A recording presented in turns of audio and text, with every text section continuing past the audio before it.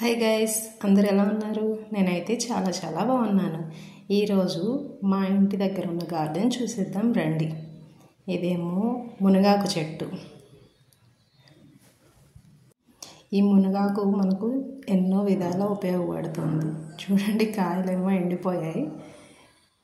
ఇప్పుడు సీజన్ కాదు కదా, కాయలు అయిపోయాయి. ఇదేమో గోంగూర, చిన్న చెట్టు.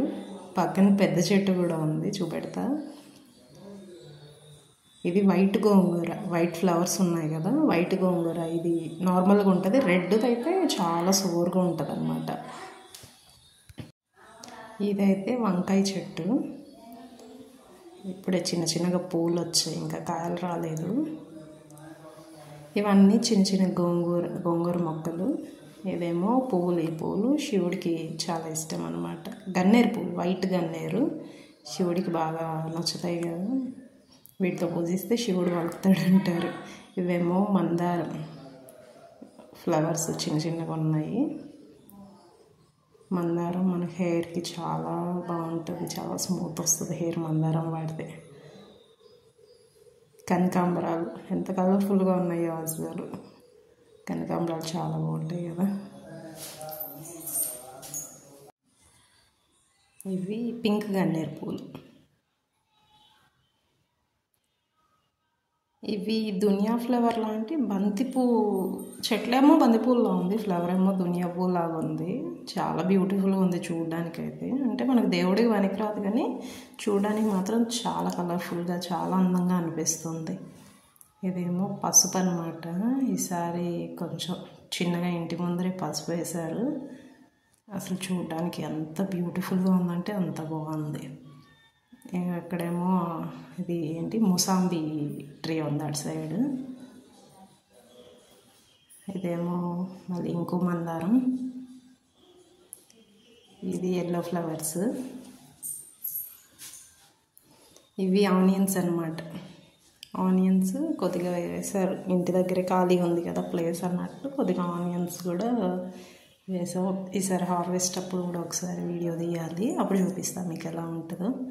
ఇదేమో అలోవెరా, మళ్ళీ గోంగూర, మిర్చి ప్లాంట్,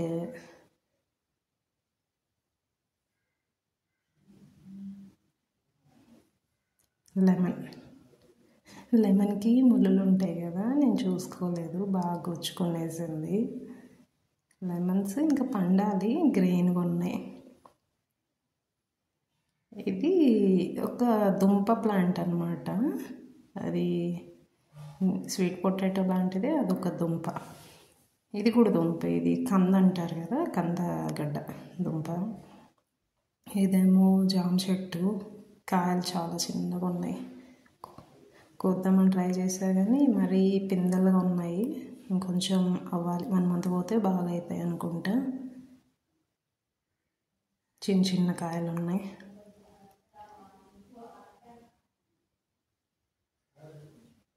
ఇక్కడ దుంపలు. ఈ దుంప ప్లాంట్ చూసారా, అసలు నా అంత ఉంది. ఇక్కడేమో వేసారు, మెంతుల్లాగా ఉన్నాయి. ఇది ఫైనల్లీ కరివేపాకు ఒక్కటి ఉంటే చాలా అసలు ఎంత స్మెల్ వస్తుందో. చాలా గ్రీన్గా ఉంది కదా కరివేపాకు, కలర్ఫుల్గా, హెల్దీగా ఉంది అసలు. మనం సిటీలో తీసుకుంటే అసలు స్మెల్ ఉండదు కానీ చాలా స్మెల్ వస్తుంది. ఆ చెట్టు అక్కడ ఉంటే ఇక్కడ వరకు వాసన వచ్చేస్తుంది. ఫైనల్లీ ఇది మా విలేజ్ అన్నమాట. ఎలా ఉంది మా విలేజ్ చూసి చెప్పేయండి, కామెంట్ చేయండి, షేర్ చేయండి, లైక్ చేయండి, సబ్స్క్రైబ్ చేసుకోండి. Thanks for watching. బాయ్.